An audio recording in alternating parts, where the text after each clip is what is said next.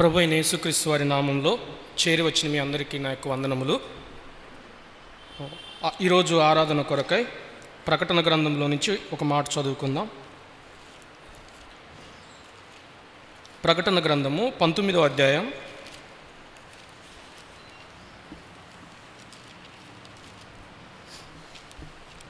16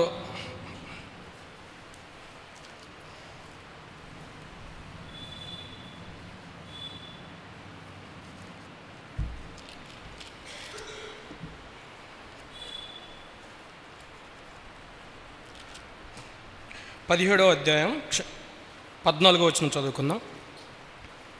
వీరు గొర్రెపిల్లతో యుద్ధము చేతురు కానీ గొర్రెపిల్ల ప్రభువులకు ప్రభువును రాజులకు రాజునై ఉన్నందున తనతో కూడా ఉండిన వారు పిలువబడిన వారై ఏర్పరచబడిన వారై నమ్మకమైన వారై ఉన్నందున ఆయన ఆ రాజులను జయించును. ప్రభు సహాయం కొరకు చిన్న ప్రార్థన చేసుకుందామండి. ప్రేమ కలిగిన మా ప్రియ పరలోకపు తండ్రి, మీకు వందనాలు స్తుతులు చెల్లిస్తూ ఉన్నాం.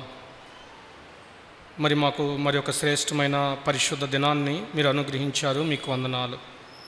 నీ కృపను బట్టి నీ సన్నిధిలో ఉన్నామని ఒప్పుకుంటా ఉన్నాం ప్రభువా, మీకు వందనాలు. దేవా ఈ యొక్క సమయంలో నీ లేఖనాల ద్వారా ఆరాధన చేయటానికి సహాయం చేయండి. నేను అయోగ్యుణ్ణి, నీ సిలువ చాటును మరుగుపరచండి. ఆత్మదేవ, మీరే మా అందరితో మాట్లాడి మిమ్మల్ని ఆరాధన చేయుటకు కృప చూపించమని యేసుక్రీస్తు వారి నామంలో స్తుతిస్తూ ప్రార్థిస్తున్నాం తండ్రి, ఆమేన్. ఇక్కడ మనం చదువుకున్న ఈ యొక్క మాటలో మన దేవుడు ఎవరు అనే విషయాన్ని మనం జ్ఞాపకం చేసుకుంటా ఉన్నాం. సో మనం ఆరాధించే దేవుడు గొర్రెపిల్ల ఎవరంటే ప్రభువులకు ప్రభువును రాజులకు రాజై ఉన్నవాడు. ఈ ప్రభువులకు ప్రభువు రాజులకు రాజై ఉన్నవాడు అన్న మాట బైబిల్లో ఇంచుమించుగా మూడు చోట్ల కనిపిస్తూ ఉంటుంది. ఇక్కడ ప్రకటన గ్రంథం 17వ అధ్యాయం 14లో ఉంది. అదేవిధంగా 19వ అధ్యాయం 16వ వచనంలో కూడా ఒక మాట ఉంది. రాజులకు రాజును ప్రభువులకు ప్రభువును అను నామము ఆయన వస్త్రము మీదను తొడ మీదను వ్రాయబడి ఉన్నది. మరి ఒక చోట తిమోతి గ్రంథం 1 తిమోతి పత్రిక 6వ అధ్యాయం 15వ వచనం చివరిలో ఉంటుందండి. 6వ అధ్యాయం 15వ వచనం, ఆ సర్వాధిపతి రాజులకు రాజును ప్రభువులకు ప్రభువునై ఉన్నాడు. సో ఈరోజు ఆరాధన కొరకు నేను తీసుకోబోయే అంశం ఏంటంటే, ప్రభు నాకు నడిపించింది రాజులకు రాజు. సో కింగ్ ఆఫ్ కింగ్స్ యేసు ప్రభువారు, లేదు మనం ఆరాధించే దేవుడు ఎవరంటే రారాజు. రాజు అనే మాటకి మనకి అర్థం తెలుసండి, రోలర్, పరిపాలించేవాడు. ప్రభు అనే మాటకు అర్థం ఏంటంటే నా యజమానుడు. అంటే దేవునితో ఉన్న వ్యక్తిగత సంబంధంలో నుంచి ప్రభు అనే మాట వాడుతూ ఉంటాం. అందుకని యేసుక్రీస్తు వారిని మనం ప్రభువుగా సంరక్షకుడిగా అంగీకరించామనే మాట చెప్తూ ఉంటాం. అయితే ఈ రాజు అని అన్నప్పుడు ఒక రోలర్, పరిపాలించేవాడు. సో ఒక రాజుకి ఒక రాజ్యం ఉంటుంది. ప్రతి రాజుకు కూడా ఒక రాజ్యం ఉంటుంది. ఆ రాజ్యం మీద ఆయనకి సంపూర్ణ ఆధిపత్యము, శక్తి, అధికారం ఉంటుంది. ఆ రాజ్యంలో ఆయన ఏదైనా చేయగలడు. ఆయన సోవరిన్, సార్వభౌమాధికారం కలిగిన వాడు ఆ రాజు. అలానే అయితే మనం ఆరాధించే దేవుడు రాజు కాదు, కానీ రారాజు, రాజులకు రాజు. సో మన దేవుడికి కూడా ఈ యొక్క సార్వభౌమాధికారం కలిగి ఉన్నట్లుగా మనం బైబిల్లో చాలా చోట్ల చూడగలుగుతూ ఉంటాం. ఒకసారి ఎందుకు యేసుక్రీస్తు ప్రభువారు, లేదు మనం ఆరాధించే దేవుడు రారాజుగా మనకి కనపడతా ఉన్నాడు అనే కొన్ని విషయాలు లేఖనాల్లో నుంచి చూద్దాం. ఒకసారి కీర్తనల గ్రంథం 47వ అధ్యాయం 2వ వచనం చదువుకుందాం. కీర్తనల గ్రంథం 47వ అధ్యాయం 2వ వచనం,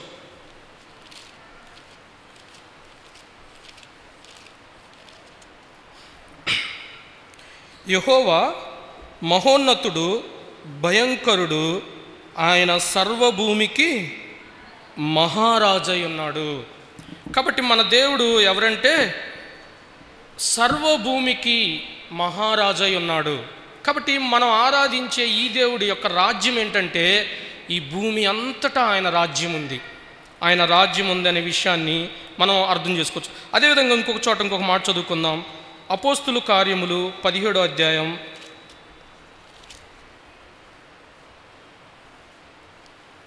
24వ వచనం. జగత్తును అందలి సమస్తమును నిర్మించిన దేవుడు తానే ఆకాశమునకును భూమికిని ప్రభువు అయ్యున్నందున.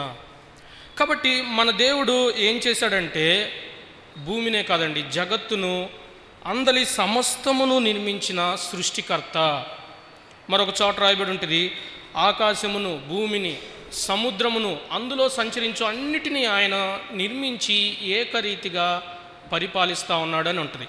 కాబట్టి దేవుని యొక్క రాజ్యం ఏంటంటే ఈ సృష్టి అంతటి మీద ఆయన సార్వభౌమాధికారం కలిగి ఉన్నవాడు, సార్వభౌమాధికారం కలిగి ఉన్నవాడు.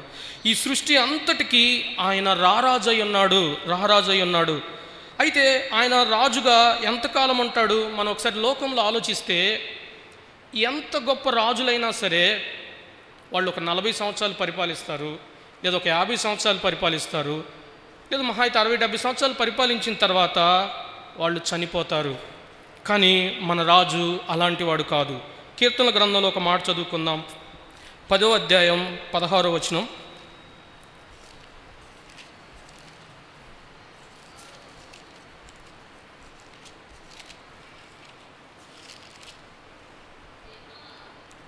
యెహోవా చాలండి, నిరంతరము రాజై ఉన్నాడు, ఆయన దేశములలో నుండి అన్ని జనులు నశించిపోయారు. కాబట్టి మన దేవుడు నిరంతరము రాజై ఉన్నాడు. తిమోతి పత్రిక 1 తిమోతి 1:17 ఏమని ఉంటుందంటే సకల యుగములలో రాజై ఉన్నాడు. కాబట్టి ఎందుకు ఈయన రారాజంటే ఈయన సర్వ సృష్టికి రాజై ఉన్నాడు. ప్రభుత్వాలు, అధికారాలు, రాజులు ఎవరైనా సరే ఈయన క్రింద ఉన్న వాళ్ళే. అదేవిధంగా ఈయన కాల పరిమితులు లేనివాడు, యుగయుగాలు నిరంతరము ఏకరీతిగా పరిపాలించేవాడు. కాబట్టి ఈయన రారాజుగా మనకు కనిపిస్తూ ఉన్నాడు. తర్వాత ఇంకొక మాట చదువుకుందాం. కీర్తనల గ్రంథం 145వ అధ్యాయం 13వ వచనం.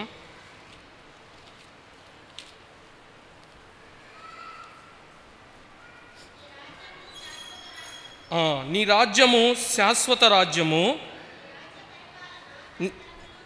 చాలండి, నీ రాజ్య పరిపాలన తరతరములు నిలుచును.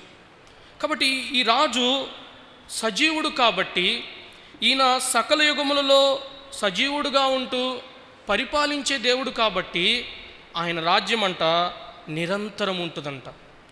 ఆయన రాజ్యము తరతరములు ఉంటుంది. కాబట్టి నిజంగా మనం ఈ మాటలు వింటా ఉన్నప్పుడు దేవుడు మనల్ని రక్షించుకున్న దేవుడు, మనం ఆరాధించే దేవుడు, ఆయన రాజ్యము నిరంతరము ఉంటుందన్నప్పుడు మనల్ని దేవుడు ఆయన రాజ్యానికి పిలిచినాడు అన్నప్పుడు నిజంగా ఎంత ఆరాధించడానికి మనం పురికొల్పబడతాం. అదేవిధంగా ఇంకొక మాట చదువుకుందాం. కీర్తనల గ్రంథం 89వ అధ్యాయం 14వ వచనం. ఎందుకు ఆయన రాజ్యము తరతరములు ఉంటుంది అనే ఒక మాట చదువుకుందాం. నీతి న్యాయములు నీ సింహాసనముకు ఆధారములు, చాలండి, కృపా సత్యములు నీ సన్నిధాన వర్తులు. కాబట్టి దేవుడి యొక్క సింహాసనం గురించి రాయబడిన మాట చూడండి. దేవుని యొక్క సింహాసనం దేని మీద నిర్మితమైంది? లేకపోతే దేవుని యొక్క సింహాసనం ఏ స్తంభముల మీద, ఏ పునాది మీద నిలబడిందంటే నీతి న్యాయముల మీద, సత్యము, కృప అనే విషయాల మీద నిలబడి ఉంది. కాబట్టి ఆయన సింహాసనం మీద నుంచి ఆయన పరిపాలన చేస్తూ ఉన్నప్పుడు ఆయన జీవితంలో నీతి ఉంది కాబట్టే ఆయన నీతి పరిపాలన చేయగలడు. ఆయన సింహాసనం మీద ఉండి నీతిమైన తీర్పులు న్యాయమైన తీర్పులు ఎందుకు తీరుస్తున్నాడంటే అది ఆయనలో ఉంది. ఆయన న్యాయవంతుడు. ఆయన సింహాసనం మీద నుంచి సర్వ సృష్టికి తీర్పు తీర్చగలిగిన దేవుడు. అదే సమయంలో ఆయన ప్రపంచంలో చూస్తే కొంతమంది రాజులు ఉన్నారు, నీరో చక్రవర్తి కావచ్చు, హిట్లర్ కావచ్చు. వాళ్ళు తీర్పులు తీర్చి అత్యంత కిరాతకంగా పరిపాలన చేశారు, కానీ వారి దగ్గర ప్రేమ లేదు, గ్రేస్ లేదు. కానీ ఈ రారాజు కృపా సత్యములు కూడా ఆయన యొక్క రాజ్యములో సన్నిధానంలో కనిపిస్తూ ఉంటాయంట. ఎంత గొప్ప విషయం! మనం ఆలోచించడానికి అందనిది. నిజంగా ఆయన దగ్గర సంపూర్ణమైన నీతి దొరుకుతుంది, సంపూర్ణమైన న్యాయము దొరుకుతుంది. అదే సమయంలో వెలకట్టలేని ఆకాశం కంటే ఎత్తైన కృప కూడా దొరుకుతుందండి, కృప కూడా దొరుకుతుంది. ఇలాంటి రాజు ఈ సృష్టిలో ఎక్కడా లేడు. అందుకే బైబిల్ ఒక విషయాన్ని ఏమని చెప్తానంటే, ఈయన రాజులకు రాజు. ఇలాంటి రాజు ఇంకెక్కడా లేడు కాబట్టే ఆయన్ని మనం ఆరాధింపబద్ధులమై ఉన్నాం. అయితే ఇలాంటి రారాజుని మనం ఎలా ఆరాధన చేయాలో కూడా దేవుని యొక్క వాక్యంలో నుంచి చూద్దాం. ప్రకటన గ్రంథం 4వ అధ్యాయం, ప్రకటన గ్రంథం 4వ అధ్యాయం 2వ వచనం.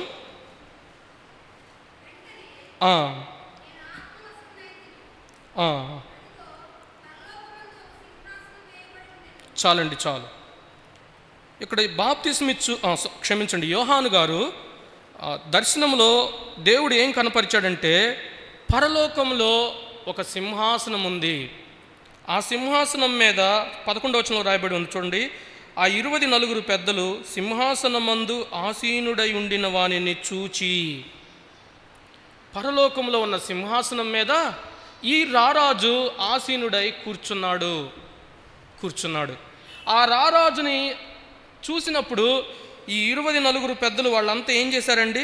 ఆయన ఎదుట సాగిలపడి 11వ వచనం లాస్ట్లో ఒక మాట ఉంటుంది, తమ కిరీటములను ఆ సింహాసనం ఎదుట వేసిరి. కాబట్టి ఆరాధన అంటే ఏంటంటే, సింహాసనం మీద కూర్చున్న దేవుణ్ణి, రారాజుని చూచి ఆయన ఎదుట సాగిలపడటం. వాళ్ళు చూడండి, ఆ ప్రభువుని చూడంగానే వాళ్ళ తలల మీద ఉన్న కిరీటాలు ఆయన ఎదుట పడేశారంట, సాగిలపడ్డారంట, ఆరాధనని ఎక్స్ప్రెస్ చేస్తూ ఉన్నారు. అంటే ఆరాధన అంటే మనం ఇక్కడ ఏం అర్థం చేసుకోవచ్చు అంటే, ఆరాధన అంటే సరెండర్ అవ్వటం, దేవుడికి సరెండర్ అవ్వటం, తగ్గించుకోవటం, అది ఆరాధన అంటే.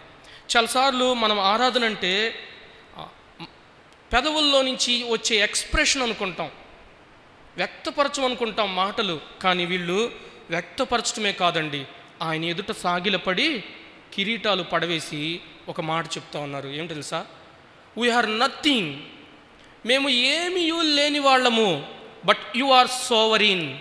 నువ్వు సార్వభౌమాధికారం కలిగిన దేవుడువు, నువ్వు రాజులకు రాజువు, ఈ సమస్తమును సృష్టించావు నీ చిత్తం చొప్పున, నువ్వు సంపూర్ణమైన నీతి న్యాయములు కలిగిన దేవుడువు. కాబట్టి ఈ కిరీటాలు మా తలల మీద ఉన్నట్టుకు మేము అర్హులం కాదు. ఘనతకు, ప్రభావముకు, మహిమకు నీ ఒక్కడవే అర్హుడు అని ఆయన ఎదుట సాగిలపడ్డారు. కాబట్టి ఆరాధన అంటే దేవుణ్ణి సరైన విధానంలో చూడటమే ఆరాధన. దేవుణ్ణి అర్థం చేసుకోకుండా సరైన ఆరాధన, యథార్థమైన ఆరాధన ఎవరి జీవితాల్లో నుంచి బయటికి రాదు. ఎవరైతే దేవుణ్ణి దేవుడిగా చూస్తారో, రాజులకు రాజు అయిన దేవుణ్ణి అలా చూస్తారో, వాళ్ళు నిజంగా ప్రభువుకి మహిమను, ఘనతను, ప్రభావాన్ని అర్పిస్తారు. కాబట్టి ఆరాధన అంటే it's not an expression, it's an act అంటారు. అంటే అది జీవితంలో అనుదినము, అనుక్షణము జరిగే ఒక క్రియ. ఆయనకు సరెండర్ అవ్వటం, ఆయనకు అర్పించుకోవటం సజీవ యాగంగా. కాబట్టి ఇక్కడ మనం ఈ ఆరాధనలో చూస్తూ ఉన్నప్పుడు మనము కూడా ఈ రారాజుని అలా సజీవయాగంగా సమర్పించుకొని ఆయన ఎదుట సాగిలపడి మనం ఆరాధింపబద్ధులమై ఉన్నాం. మూడవదిగా ఈ రారాజు మానవుల విషయంలో ఏం చేశాడో అనే విషయాలు కూడా చూద్దాం. కీర్తనల గ్రంథం 8వ అధ్యాయం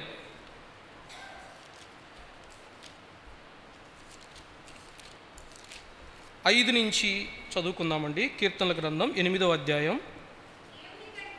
దేవుని కంటే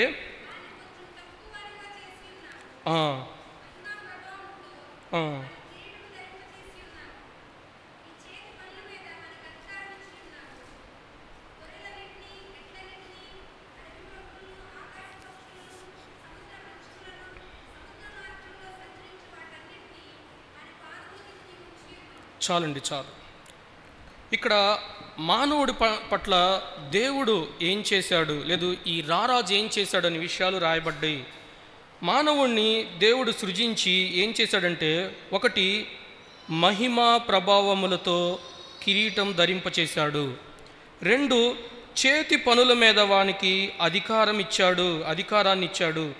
3వది 8వ వచనం లాస్ట్లో ఉందండి, సమస్తాన్ని మానవుడి యొక్క పాదముల క్రింద ఉంచాడు. ఈ 3 మాటలు మనం చూస్తా ఉన్నప్పుడు, తన పోలికలో మానవుణ్ణి సృష్టించుకున్న దేవుడు మానవుణ్ణి ఏం చేశాడంటే రాజులుగా చేశాడు. సో మొట్టమొదటి తలంపు ఏంటంటే, ఈ రారాజు తన పోలికలో మానవుణ్ణి సృష్టించుకొని దాసుడిగా చేయలేదు, మనల్ని కూడా రాజులుగా సృజించాడు, రాజులుగా చేశాడు, అధికారం ఇచ్చాడు, పరిపాలన చేయమన్నాడు, సృష్టినంతా లోబరుచుకోమన్నాడు. కాబట్టి ఆయన పోలికలో ఉంచాడు. కాబట్టి ఒకసారి మనం చరిత్రను కనుక చూస్తే, చక్రవర్తి అనే ఉంటాడనమాట. ఆ చక్రవర్తికి చాలా రాజ్యం ఉంటుంది, చాలా రాజ్యం. ఆ రాజ్యం అంతటిని పరిపాలన చేయడానికి ఆయన ఏం చేసేవాడంటే, ఒక్కొక్క ప్లేస్లో సామంతుల్ని పెట్టేవాడు. ఈ సామంతులు అందరిపైన నిజమైన రారాజు ఎవరంటే ఆ చక్రవర్తి అండి. చక్రవర్తి అంటే ఇప్పుడు సామంతుడి యొక్క పని ఏంటంటే, చక్రవర్తిని ప్రతినిధిగా ఉంటాడు, రిప్రజెంటేటివ్గా ఉంటాడు. ఈ చక్రవర్తి రిప్రజెంటేటివ్గా ఉంటూ పరిపాలన చేస్తూ ఘనత మహిమ ఏవైనా సరే ఆ చక్రవర్తికి సామంతు ద్వారా వస్తుంది. ఇప్పుడు దేవుడు మానవులందరినీ రాజులుగా సృష్టించాడని అన్నప్పుడు మన జీవితాల పట్ల దేవుడికి ఉన్న ఉద్దేశం ఏంటంటే, మనము ఆయన అధికారాన్ని ఈ సృష్టిలో కనపరచాలని కోరుకున్నాడు. ఎంత భాగ్యం ఇచ్చాడో దేవుడు. ఈ సృష్టిని జాగ్రత్తగా కేర్ చేయాలని, సృష్టిని రూల్ చేయాలని ఆయన మనం చేశాడు. ఇది ఎలా జరుగుతుందంటే, దేవుడితో సంబంధం కలిగి దేవుని యొక్క వ్యక్తిత్వాన్ని, స్వభావాన్ని మానవుడు ప్రతిబింబిస్తూ ఉన్నప్పుడు మనం రాజులుగా జీవించగలుగుతూ ఉంటాం. దేవుడు ఆదామును చేసినప్పుడు ఆ తలంపుతో రాజుగా సృజించాడు. ఆదాములో నుంచి మనందరినీ కూడా దేవుడు రాజులుగానే చూశాడు. అందుకనే మనం పుట్టుకతోనే రాజులం. ఒక రకంగా చెప్పండి, వీఆర్ బోర్న్ కింగ్స్. అయితే నిజంగా మానవుడు అలా జీవించాడంటే మనకు తెలుసు, పాపం వల్ల మానవుడి యొక్క హృదయంలో ఆ సింహాసనం మీద రారాజుగా ఉండాల్సిన దేవుడికి మానవుడు స్థానం ఇవ్వలేదు, తిరుగుబాటు చేశాడు. నడినెత్తి మొదలుకొని అరికాలి వరకు దేవుడికి విరోధంగా పాపం చేశాడు. ఆ యొక్క చక్రవర్తి మీద, ఆ రారాజు మీద ఈ రాజుగా ఉండాల్సిన మానవుడు ఎప్పుడైతే పాపం చేత తిరుగుబాటు చేశాడో అధికారాన్ని కోల్పోయాడు. ఏదేను తోటలోంచి బయటికి వెళ్ళగొట్టబడ్డాడు. ఎప్పుడైతే అధికారం కోల్పోయి, దేవుడితో సంబంధం కోల్పోయి, సహవాసం కోల్పోయాడో మానవుడు పతనమైపోయాడు, పాడైపోయాడు, కలుషితమైపోయాడు, చెడిపోయాడు. దేవుని ఉద్దేశాలు మానవుడి జీవితంలో నెరవేరకుండా ఉంటే, రెండవదిగా దేవుడు ఏం చేశాడంటే, ప్రకటన గ్రంథం ఒక మాట చదువుకుందామండి. 1వ అధ్యాయం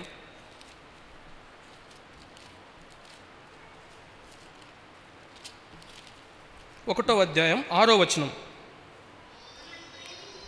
మనలను ప్రేమించుచు తన రక్తం వలన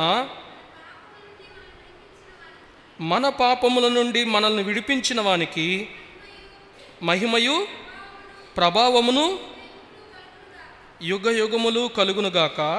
ఆమేన్. ఆయన మనలను తన తండ్రి అగు దేవునికి ఒక రాజ్యముగాను యాజకులుగాను చేసెను. చాలండి. కాబట్టి ఇక్కడ మనం చూసినట్లయితే ఈ కార్యం ఎవరు చేశారంటే యేసుక్రీస్తు ప్రభువారు చేశారు. యేసుక్రీస్తు ప్రభువారు ఏం చేశారంట? తండ్రి అగు దేవునికి ఒక రాజ్యముగా యాజకులుగా చేశాడు. అంటే రాజులుగా సృజించబడ్డ మానవుడు పతనమైపోయి ఆ రాజరికాన్ని లేకపోతే అధికారాన్ని పోగొట్టుకుంటే మళ్ళీ యేసుక్రీస్తు ప్రభువారు ఏం చేశారో తెలుసండి? మనల్ని రాజులుగా విమోచించాడు. పోగొట్టుకున్న అధికారాన్ని యేసుక్రీస్తు వారిలో మనం తిరిగి పొందుకున్నాం. మనను రాజులుగా విమోచించాడు. ఆయన ఎలా రాజులుగా మనల్ని విమోచించాడంటే అక్కడ రాయబడి ఉంది 6వ వచనంలో, మనలను ప్రేమించుచు, 1 తన రక్తము వలన మన పాపముల నుండి మనలను విడిపించాడు. సో కాబట్టి ఈ రారాజు ఏం చేశాడో ఒకసారి మనం నిజంగా ఆలోచిస్తే మనల్ని ప్రేమించాడంట, మనల్ని విమోచించే విషయంలో. ఒకసారి ఆలోచించండి. ఆకాశముకు భూమికి ప్రభువై ఉన్నవాడు, పరలోకమందు సింహాసనం మీద ఆసీనుడై ఉన్నవాడు మానవుణ్ణి రాజుగా విమోచించడానికి ఏం చేశాడంటే పరలోకం విడిచి లోకంలోకి వచ్చి ఆకాశానికి భూమికి మధ్య సిలువలో వేలాడాడు. ఇంకా మనం ఆలోచించాలంటే ఆయన తనకున్న ఆధిక్యతలని, మహిమను అన్నిటినీ విడిచిపెట్టి దాసుడిగా మారాడు. ఈ రారాజు ఎవరంటే మన సిలువలో మన పట్ల గొప్ప ప్రేమను వ్యక్తపరిచాడు. అందుకే ఇక్కడ రాయబడింది, మనలను ప్రేమించుచు. ఇంకేం చేశాడంట? తన రక్తము వలన మన పాపముల నుండి మనల్ని విడిపించాడు. కాబట్టి యేసు ప్రభువారు మనల్ని విమోచించడానికి ఆయన రారాజు. వేరే వాళ్ళ రక్తాన్ని చిందించడానికి అధికారం ఉంది, సార్వభౌమాధికారం కలవాడు. లేదు, రక్తం చిందించకుండా కూడా ఏదైనా చేయగలడు మనల్ని మళ్ళా రాజులకు విమోచించాలంటే. కానీ ఆయన అలా చేయలేదు. కానీ తన ప్రాణాన్నే, తన రక్తాన్నే సిలువలో చిందించాడు. ఇలాంటి ప్రేమ కలిగిన ఈ రారాజు లేకపోతే రాజుని సృష్టిలో మనం ఎక్కడా కనుగొనలేం. ఆయన మనల్ని రాజులుగా విమోచించాడన్న ఈ తలంపుని బట్టి మనం ఎంతైనా ప్రభువుని ఆరాధింపబద్ధులమై ఉన్నాం. చివరిగా 3వ తలంపు, 1 యోహాను పత్రిక 1వ అధ్యాయం 1 యోహాను పత్రిక 2వ అధ్యాయం 20వ వచనం. అయితే మీరు పరిశుద్ధుని వలన అభిషేకం పొందినవారు గనుక, చాలండి, సమస్తమును ఎరుగుదురు.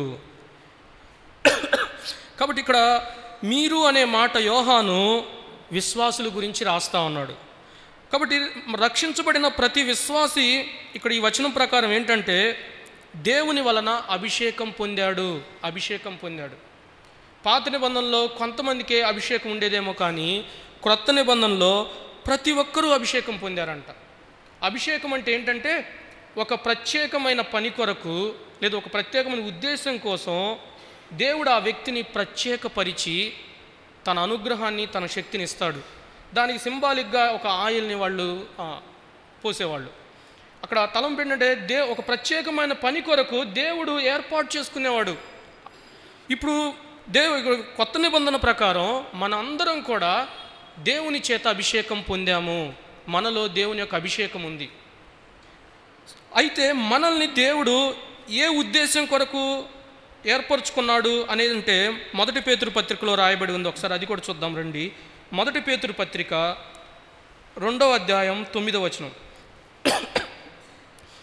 అయితే మీరు చీకటిలో నుండి ఆశ్చర్యకరమైన తన వెలుగులోనికి మిమ్మును పిలిచిన వాని గుణాతిశయములను ప్రచురము చేయు నిమిత్తం ఏర్పరచబడిన వంశమును, రాజులైన యాజక సమూహమును, పరిశుద్ధ జనమును, దేవుని సొత్తైన ప్రజలై ఉన్నారు. ఇక్కడ కూడా పేతురు అదే మాటలు రాస్తా ఉన్నాడు. అయితే మీరు ఎవరండి? వీళ్ళు యేసుక్రీస్తులో విశ్వాసం ఉంచిన వాళ్ళు.